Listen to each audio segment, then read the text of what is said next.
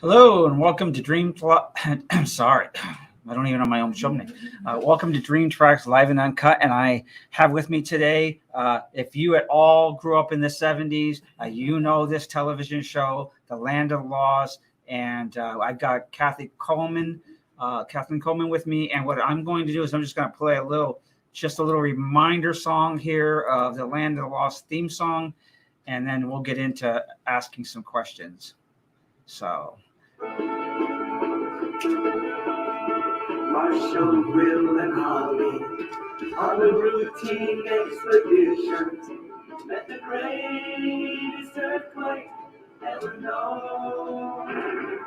Everybody, on the rapids, it struck their tiny raft, plunged them down 1,000 feet below. To the land of the lost.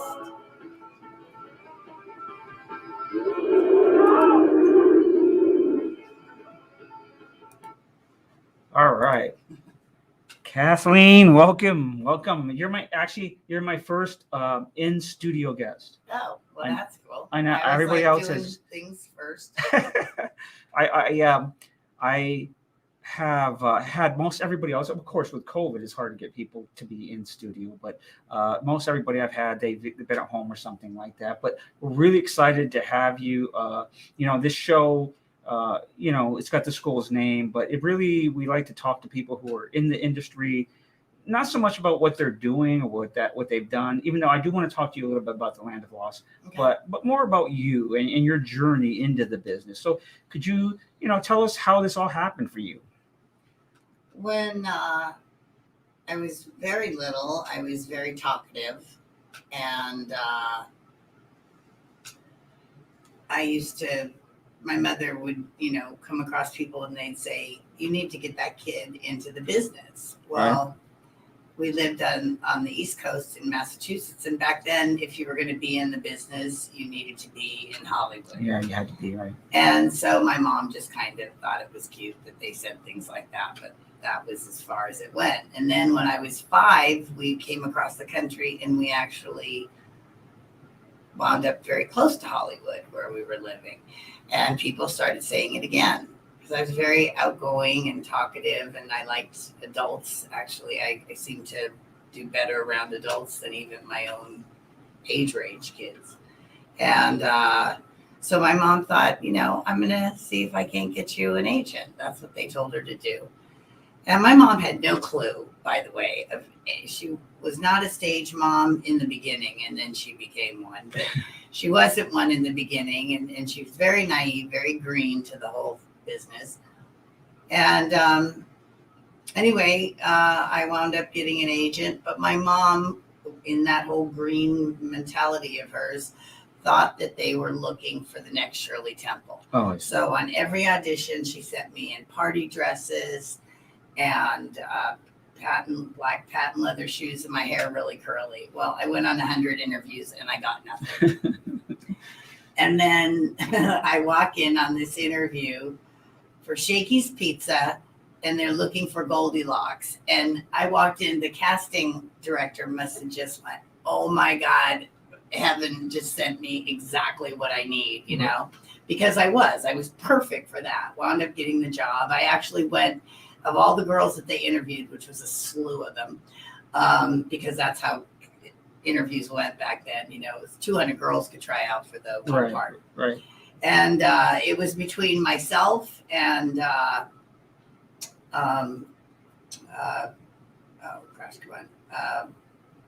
Melissa Gilbert. Oh, okay. Well, at the time, if you couldn't picture what Melissa Gilbert looks like and what I looked like at the time, I don't even know how it got down to the two of us, because we were like on the opposite ends of the spectrum, right, in the physical appearance. But anyway, got that commercial. Then my agent, my mom was all like, I told you, no, you're still wrong on this one.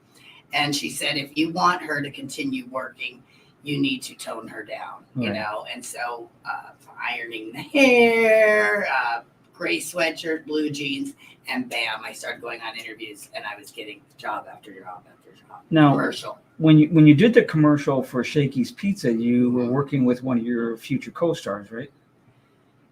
Or is that the wrong commercial? No, that was the Cheez-Its Oh, commercial. Cheez-Its I commercial. wound up, it was Chaka on Land of the Lost. We did a Cheez-Its commercial together. Oh. But in the Shakey's commercial, Gordon Jump was the pizza man in Shakey's. So Right. from 21, or not 21, WKRP in Cincinnati.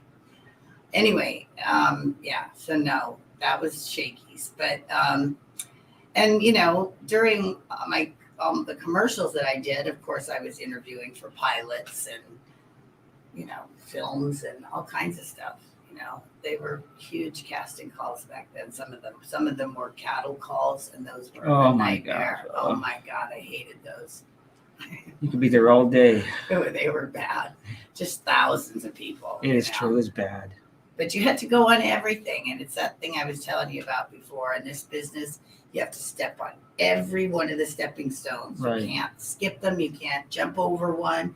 You got to put your foot on every one of the horror stories of this industry in order to have that moment where you're standing there with the award and going, I never thought this day would happen. Right. I remember like the guy from Modern Family.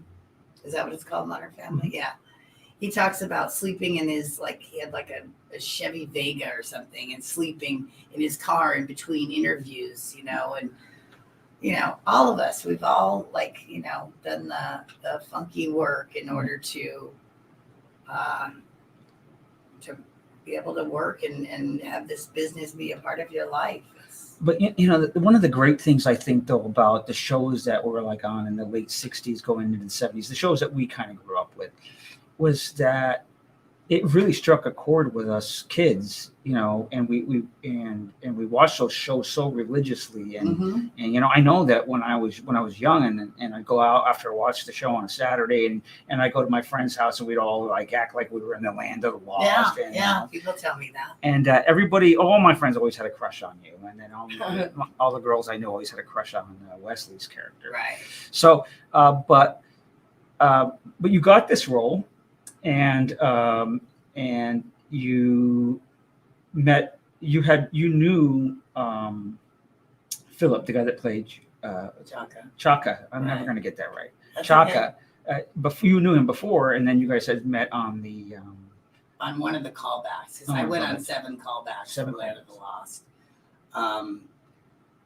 You know, the first one just like any other call, and then you know you do a slate and what have you, and then I went back again, and then one they wanted us to meet the other cast that they were putting together to see what kind of chemistry we had. We did many readings, and then we started meeting the executives, the execs from NBC. That's when you know it starts to get serious, right? Yeah, and then the director and the producers were coming in and joining the meetings and stuff. And yeah, I have a photo of one of the callbacks, and it's of Wesley and I, and we're just sitting on the floor in the meeting. You know, we're just sitting on the floor, and we're all casually dressed and just hanging out. It's a great photo.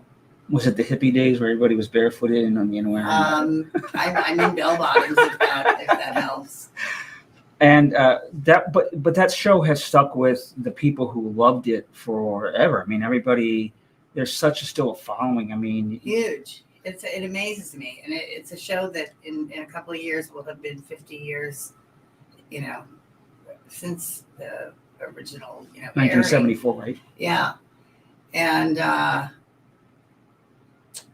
And I was saying this, you know, earlier with you that, you know, there was only 3 channels back then. So, you know, our fan base is so loyal, and we actually raised a generation of kids. And I don't say that with any ego attached to it. It's just, that's the way it was. Like my fashion, the kind of guys I liked, and the things that I used to say, the words I used to use, we're all straight out of Brady Bunch, Partridge Family, Right, exactly. You know, all of those shows, because that's what formed me growing up in my teenage years.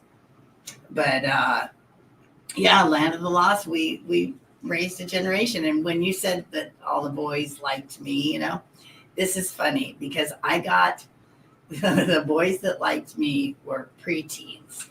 Marcia from Brady Bunch got all the teenage boys that already knew what was up, Right. or at least thought they knew. Right. I got the ones that didn't have a clue what was going on, and they didn't know what was actually happening to them at the moment. But there was something about me that they could hang out with, possibly. We Yeah. could ride bikes together. We could probably punch each other in the arm, Right. climb a tree, climb a cave, ride a dinosaur. There was just, it's that cute thing in when you're growing up, that just that thing, you don't know what's happening to you, but all of a sudden you're kind of looking at somebody else, like, Right. the opposite sex. Exactly. So yeah, I got all of those ones. That's why when they meet me, they're almost embarrassed about what they thought when they were little kids. So I see people when they meet me, there'll be these big men coming up going, "Yeah, you should have I had a crush on you." Blah, blah, blah. And then all of a sudden, I see the 10-year-old boy standing in front of me, and it's like, isn't that the sweetest thing? And it's actually it's in the miracle, or not miracle, but fantasy kind of realm of life, that you actually get to see somebody sort of melt away and become a child again. Yeah, and it was a whole different era. We really, it was so innocent and such just a good time. And my first crush on television was Christy McNichol. Right. It was down to her and I for, not for Land of the Lost, for a show that was on before Land of the Lost, which is called Run, Joe, Run. Right. She and I went up for that like the week before the audition for Land of the Lost. And I really wanted to get this part because it was with a German Shepherd, and the little part that they had for me. I loved it. I wanted it really bad. When all the callbacks, it got down to Christy and myself, and she got it. And I found out that she got it on the Monday. It filmed on Wednesday. Wednesday was the day that I went on the interview for Land of the Lost. Had I been filming that one episode on Run, Joe, Run, I'd have missed 50 years of this crazy, wonderful experience that I've had. Now you go to some of these conferences, right? And we're conventions. Yeah, conventions. Yeah. Thank you. Conventions, yes. Right. Don't Conferences, conventions, and people come up to you, and even though the show really had no, it wasn't really tackling the tough life issues. Do you find that a lot of people come up to you and say, your show meant a lot to me. It took me out of places where I could just things like that. Without a doubt. And you would never in a million years know the effect that you have unless these people shared their stories. Right. And I mean, everything from a woman wheeling up in a wheelchair to the table. And these are like Comic-Con kind of things that we're talking about right now, right. Like conventions. And she wheels up to the table and she says, can I share a story with you? We're like, yeah. And she said, I am in pain 24/7. And I have been ever since I was a child. And of course that captures your attention immediately. Oh, yeah. And she said, but for that half an hour on Saturday mornings, I was able to escape for just that. And it's like, right. Yeah. Television is a really powerful medium in that way, that that those who do it have that really super opportunity to be in a scene or be in a role that somebody else can relate to. And maybe they don't have the ability to talk about it. Maybe they can't talk about it, but then they see you going through it and then they feel, okay, somebody relates to this. Somebody knows how I feel. I didn't even realize, and this is like so crazy to me, but I didn't even realize we were a single parent family. I don't know. I just never thought of it. We were just Marshall, Will, and Holly, I didn't put that together for, I don't even know what reason, but somehow that slid right on by me until somebody brought it to my attention. And they said, my parents were going through a divorce at that time. And I thought my world was crashing in, but I saw you guys and you guys can make it happen. And it got me through it. And I thought, yeah, there's another one. But these are just a couple of ones that I'm pulling out of the hat. Right. All the time somebody is saying, that my character somebody pointed this out to me in a panel one time. I was on a panel with all these sex symbols from the 70s, these women that were like the sexy women on their shows. And of course, then there's me. My show, I was a kid, so it was kind of like weird to be on that panel. But Anyway, what they pointed out was that my role as Holly was really one of the first like roles where a girl was like really like I made a lot of the decisions on Land of the Lost. I solved a lot of the problems. I mean, I really was an independent little girl. I wasn't a baby. I wasn't, I was like, get out of my way. I'll do it. Right, If you don't want to pick those strawberries, out of my way. Let me get after those. Right. Yeah. And I think the chemistry of the characters in that show, that you guys liked each other in real life. Oh, without a doubt. And that shows up on a show when there's good chemistry with the It people in bleeds real life. through. It does. Yeah. And especially you and Philip, who played Chaka. there. Remembering back on the show, I always recognized that there was that relationship there. You know what I mean? Yeah. And I think that's really super cool. And and everybody, if you're in this business and you have the right heart for it, and people tell you that that you played such a major part in their lives when they were growing up, that how cool is that? I mean, that's such. And I've gotten to know you a little bit, and I can see you just have this wonderful, beautiful, like big heart. So I know you sucked that up, and it feels really good, and I know those conventions can be really like taxing. I mean, you got to really go in there. Your energy's got to be up, and everybody wants to see you, and you can't be. You got to have the happiness. You got to be, and it has to be at that level, because that person that comes up to the table, and you've been like really outgoing and sharing and telling them all these things and everything. They walk away, and the next person comes. You have to come right back up to that level again, and you're doing that all day long. Constantly. And so it you would think that you couldn't keep up at that pace, but what happens is, I apologize for that noise in the background. I don't think our audience can hear that. Okay. You can't hear that. Okay. Even if you hear it, you don't hear it. It's a long story. Anyway, what they give you, it's like they recharge you. So boom, I'm back at it again, and I can get up to that energy level very easily. And that's awesome. That's cool. So it is. And I tell them, I said, when they thank me, I said, and thank you back. It's an even exchange here. You cannot walk away and one person feel like they got more out of this. I will not allow it. We will both separate and go our ways, and we will equally feel like, wow, that was good stuff. Good. Yeah. So. Well, we got a little bit of time left, so what we're going to do is we're going to turn this over to some people who are watching and let them ask you some questions. How's that? Sure. All right, and they should come up. So, all right, there we go. All right, so we'll sit here, and then Colleen will go through the questions and put them up. So you just kind of did like a little online. I did a virtual convention. Yeah, like a panel, right? Yeah. And I got to sit off on the side and watch that. It was really cool. All the cast from Land of the Lost was there. And the head writer and the producer, Sid Croft. Yeah. And that was pretty super cool. And when you were on the show, you guys, I take it everything was filmed in a studio, right? Was that a studio film show? It was filmed at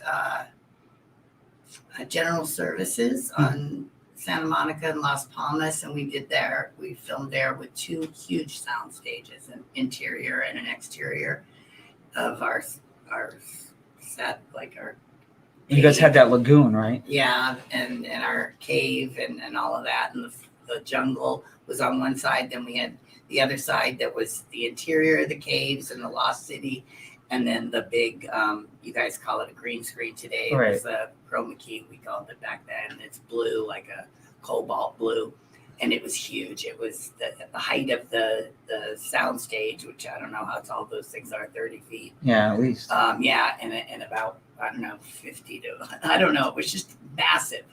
And we used to spend a lot of time on that, of course, because they were running film and video together simultaneously.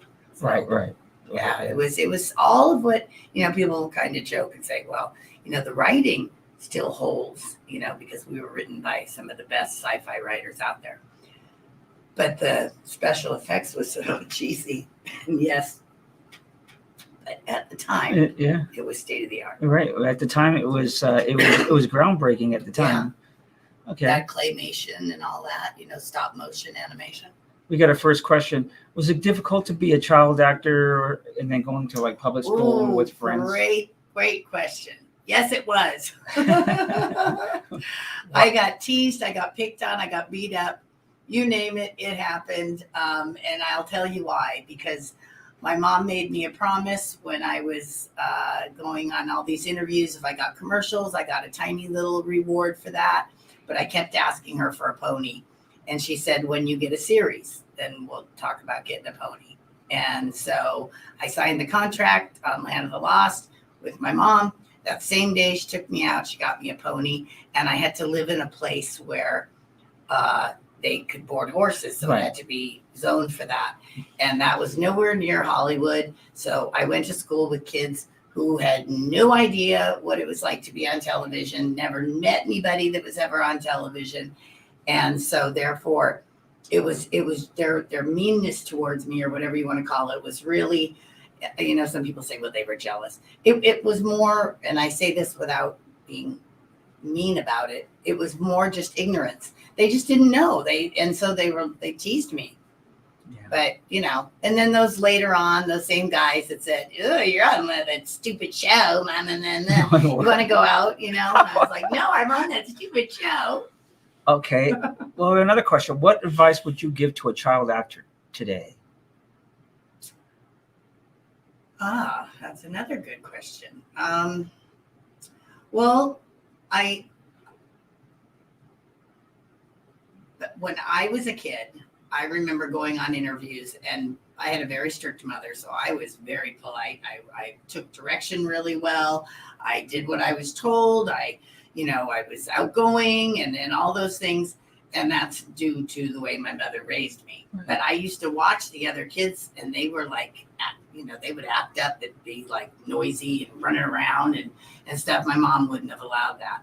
And I'm telling you, my mom's standard of practice was the golden rule, because that's what they really want in today's kids. Yeah. They want you to be professional. Right. They want you to be outgoing. They want you to be, up to date on. They want you to be a cute little adult. Yeah. They don't want to take the child out of you, but they also want you to get the gist they want you to be serious. Yeah. It is work, and there's a lot of money being spent every single day. You'll have plenty of time to play after, but when you're there to do work, it is work. So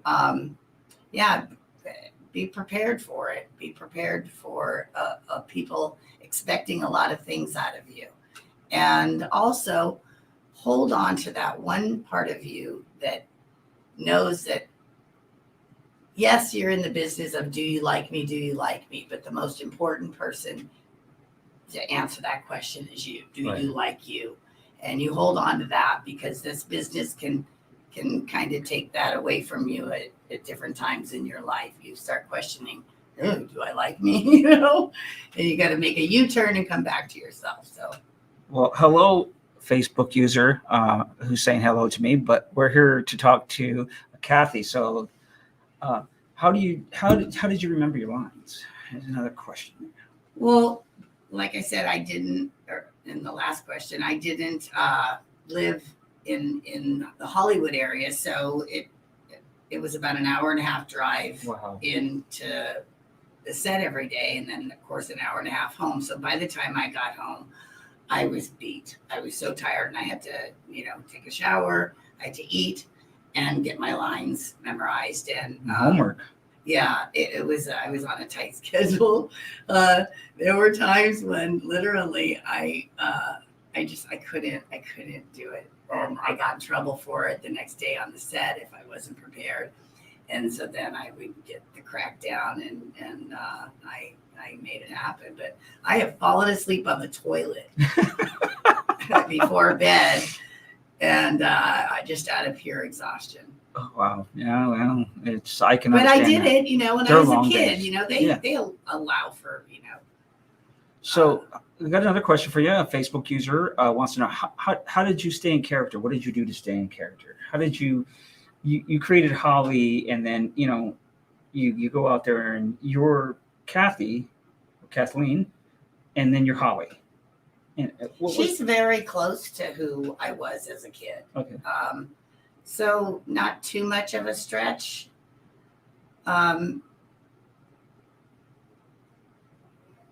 may be a little bit even more feisty than she is. Really? In real life. Oh, Maybe. yeah. That's surprising. Maybe. I'm strong. I I'm a believe you. survivor. And so and feisty in that sense, that I can take care of myself.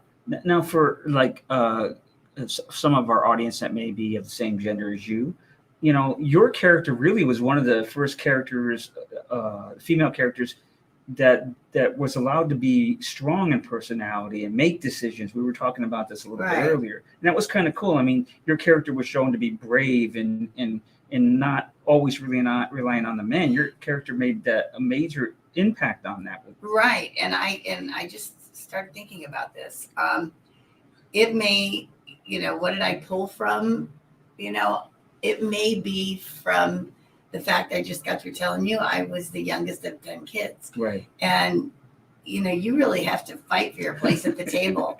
And so I know. and my family had Sleestack blood in him. So we're all like really big, tall people. Right. And I'm talking over 6 feet, the 6'4", 6'5", 6'6" club.